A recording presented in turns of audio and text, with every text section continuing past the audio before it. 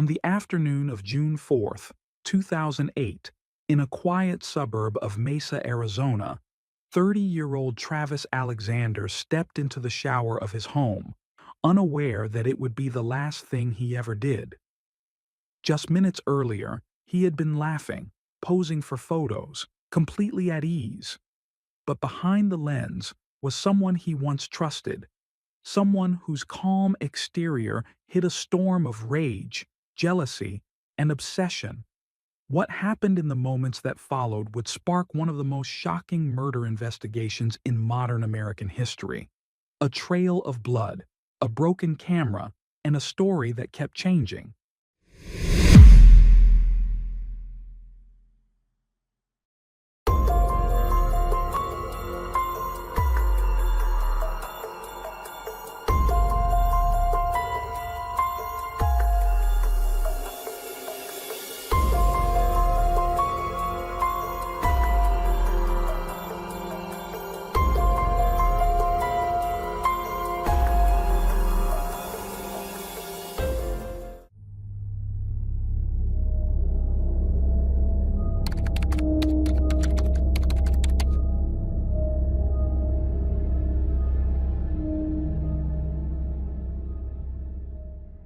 On June 9th, 2008, in Mesa, Arizona, a group of friends became increasingly concerned about 30-year-old Travis Alexander.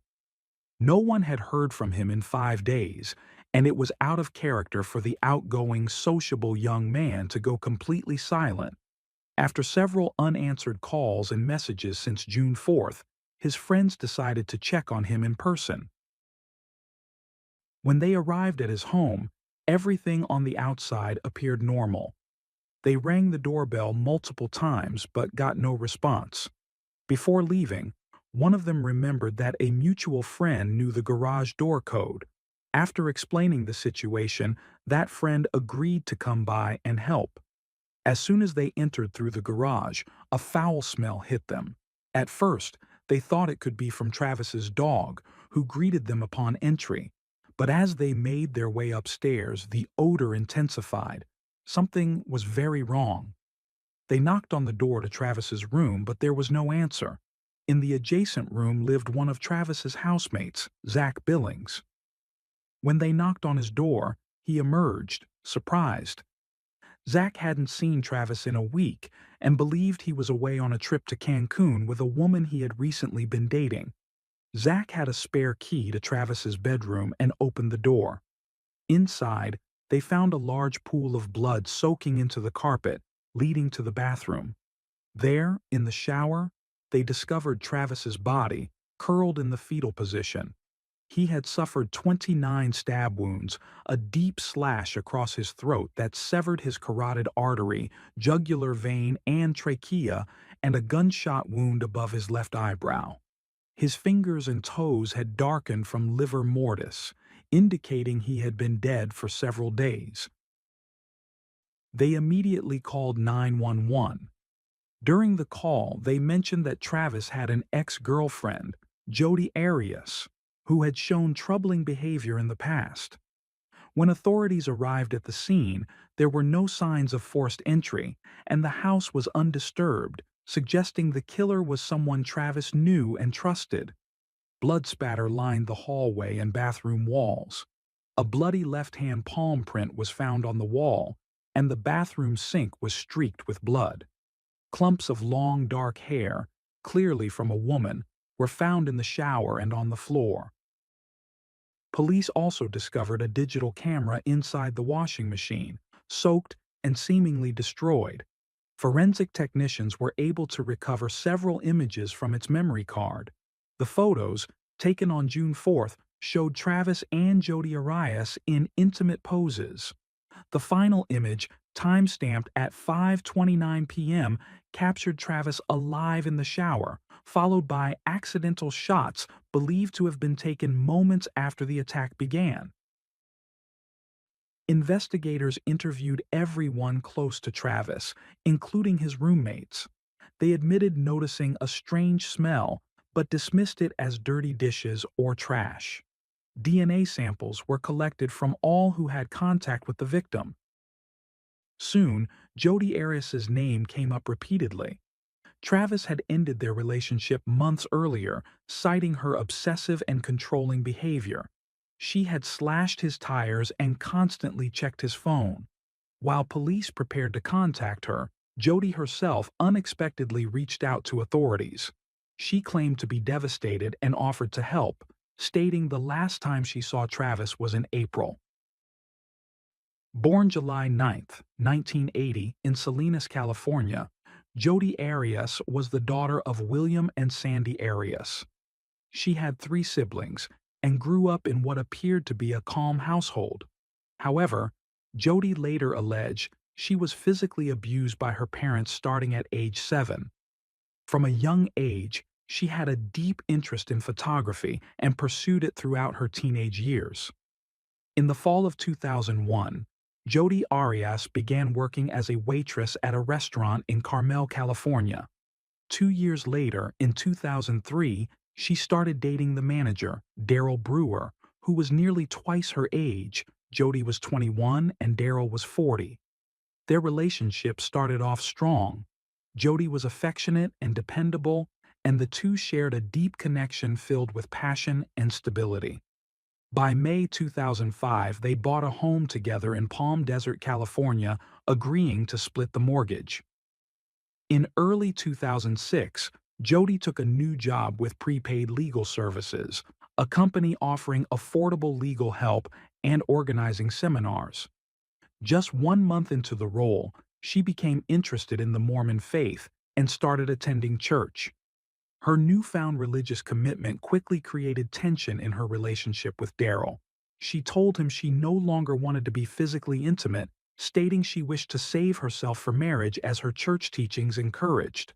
Despite this declaration, she soon underwent breast augmentation surgery and abruptly ended the relationship.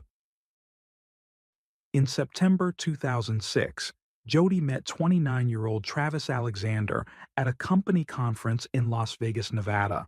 The attraction was instant.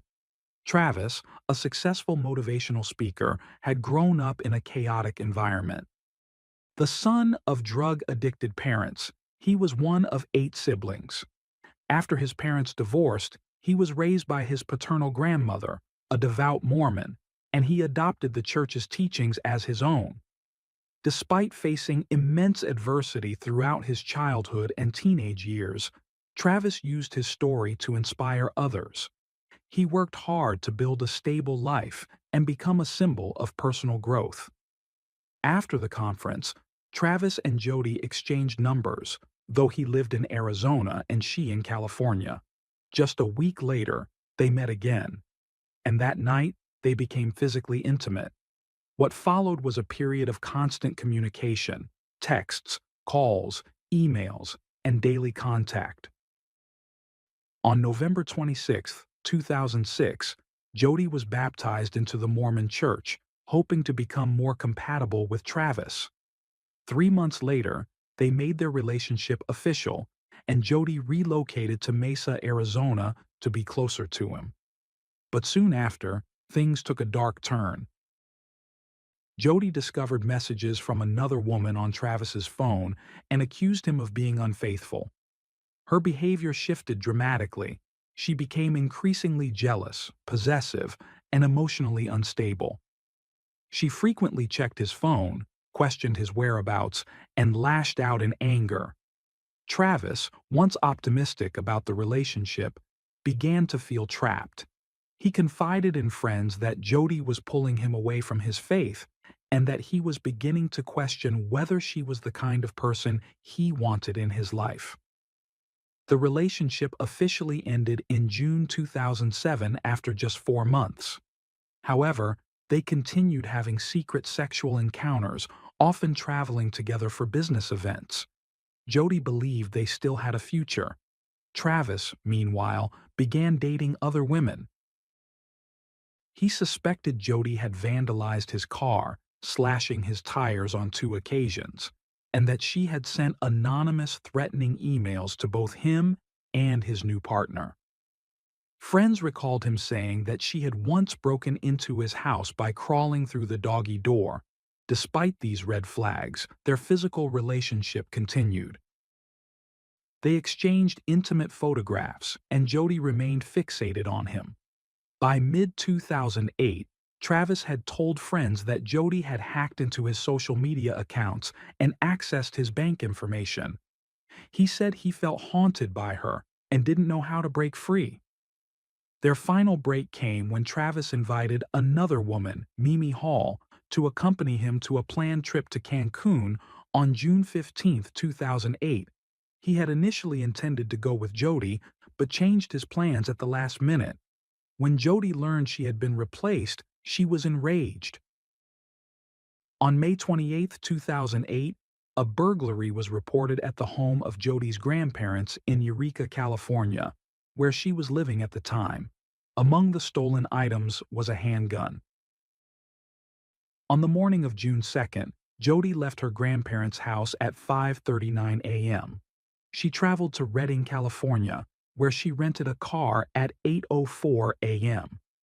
Offered a red vehicle, she declined and requested a more discreet color.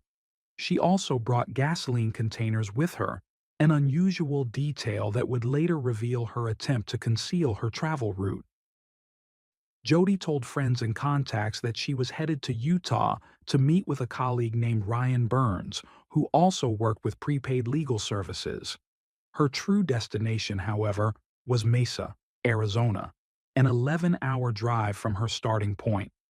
The gas canisters allowed her to refuel without stopping at public gas stations, thereby avoiding security cameras and leaving no digital payment trail.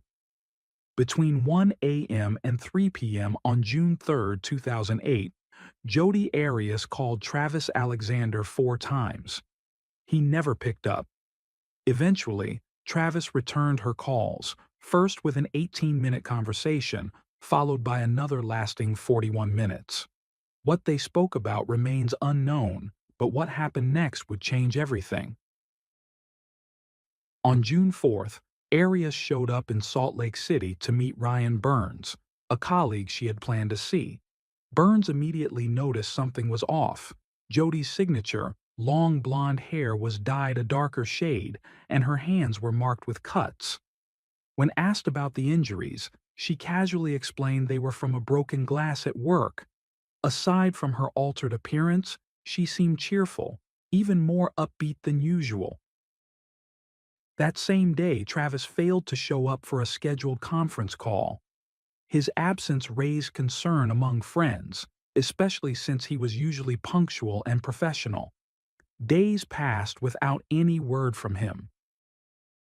Then, on June 9th, his body was discovered in his Mesa, Arizona home in a gruesome scene that left his friends in the community in shock. On June 17th, Jody voluntarily gave her DNA and fingerprints to investigators. At that time, she wasn't seen as a primary suspect. Her cooperation and calm demeanor didn't match the erratic, possessive woman Travis's friends had described, but that changed 2 days later. Forensic technicians managed to retrieve deleted images from Travis's damaged digital camera. The photos, dated June 4th, showed Jody and Travis in intimate poses. The final images, taken just before his death, captured Travis in the shower, alive. One of the last shots showed his bloodied body on the bathroom floor, and another appeared to show Jody's foot.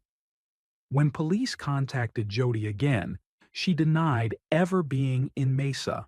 She claimed she had been in Salt Lake City at the time of the murder, and that Ryan Burns could confirm it. Burns did back up her alibi, except for noting the odd hair color and the cuts on her hands. Lab results soon revealed something much more damning. A bloody palm print at the crime scene contained DNA from both Jody and Travis. By July 15, 2008, investigators had enough evidence to bring her in for formal questioning. Detective Esteban Flores led the interrogation. He challenged her timeline, pointing out that her trip from California to Utah had an unexplained 18-hour gap.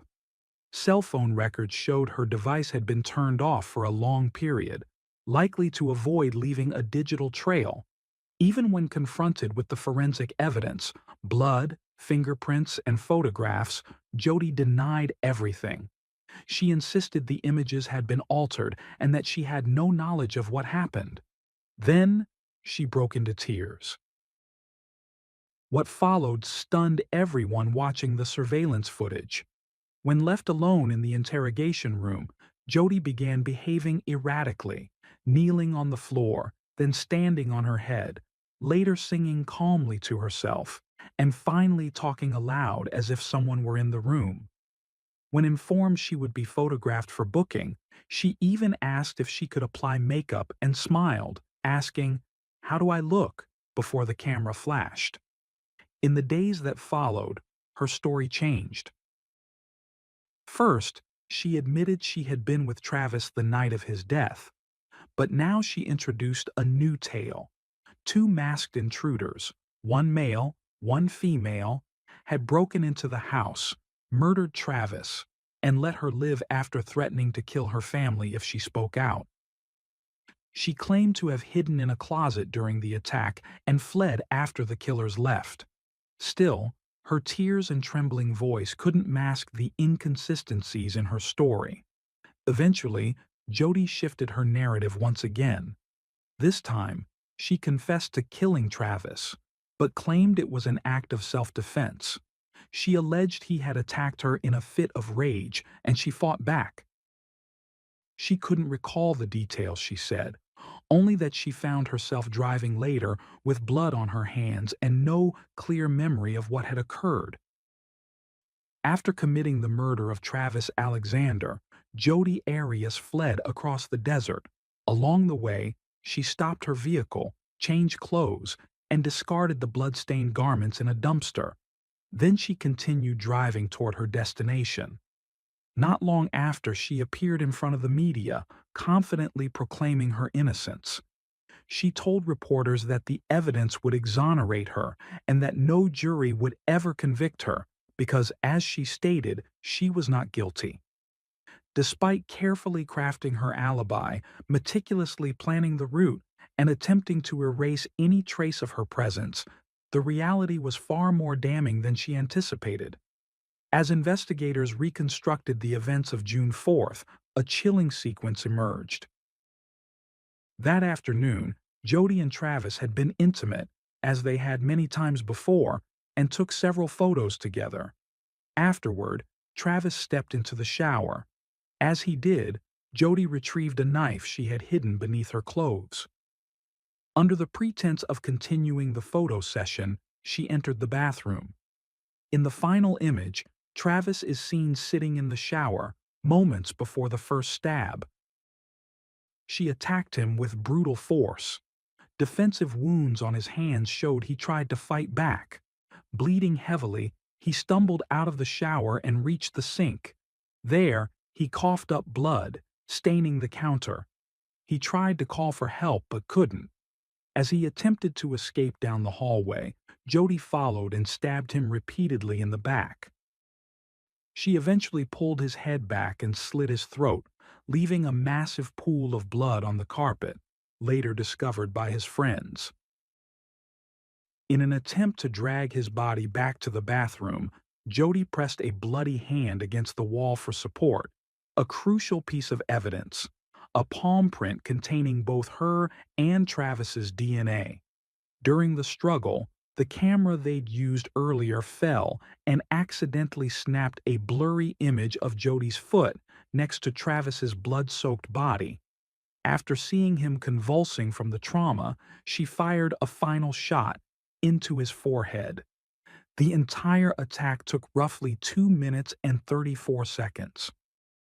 Jodi Arias's trial began on January 2, 2013. Her defense claimed self-defense. She admitted to killing Travis but alleged that he had attacked her after she dropped his camera. According to her, he became enraged, struck her, and broke her finger. In fear, she said, she ran to his closet, grabbed a gun she claimed belonged to him, and fired in desperation. When he kept coming, she claimed she stabbed him. but had no memory of how or when. Prosecutors argued otherwise. The evidence, they said, pointed to a premeditated and calculated murder. Witness testimony confirmed she had borrowed gas canisters from her ex-boyfriend Daryl Brewer, suggesting she intended to make a long drive without stopping, thereby avoiding security cameras and receipts. Audio recordings and explicit messages revealed a complicated and toxic sexual relationship between Travis and Jody. While she painted herself as a victim of verbal and physical abuse, prosecutors highlighted her obsessive behavior and history of manipulation. At one point, she even accused Travis of being a pedophile, an unsubstantiated claim that further muddied the emotional tone of the trial. To bolster her defense, Jody's lawyers argued that she had suffered memory loss due to extreme psychological trauma. A clinical psychologist testified that Arias may have experienced an acute stress response, triggering a fight-or-flight reaction that disrupted her ability to form memories. He suggested she exhibited symptoms of anxiety stemming from long-term trauma.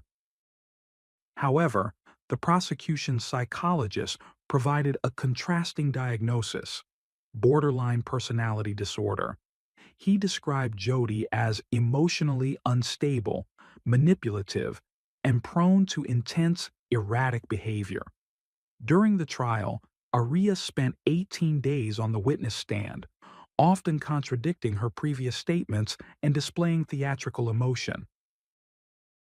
After 15 hours of deliberation, the jury found her guilty of first-degree murder on May 23, 2013. During the sentencing phase, however, jurors couldn't agree on whether she should receive the death penalty. The process moved to a second jury, which convened on October 20, 2014. That jury also failed to reach a unanimous decision, voting 11-1 in favor of death. With the death penalty no longer an option, the final decision rested with the judge. On April 13, 2015, Jody Arias was sentenced to life in prison without the possibility of parole. She was later transferred to Perryville Prison in Goodyear, Arizona, where she continues to serve her sentence. Since her incarceration, she has been moved multiple times within the Arizona prison system. Despite her many attempts to rewrite the narrative, the evidence and testimony ultimately told the real story: one of obsession, control, and a brutal crime that shocked the nation.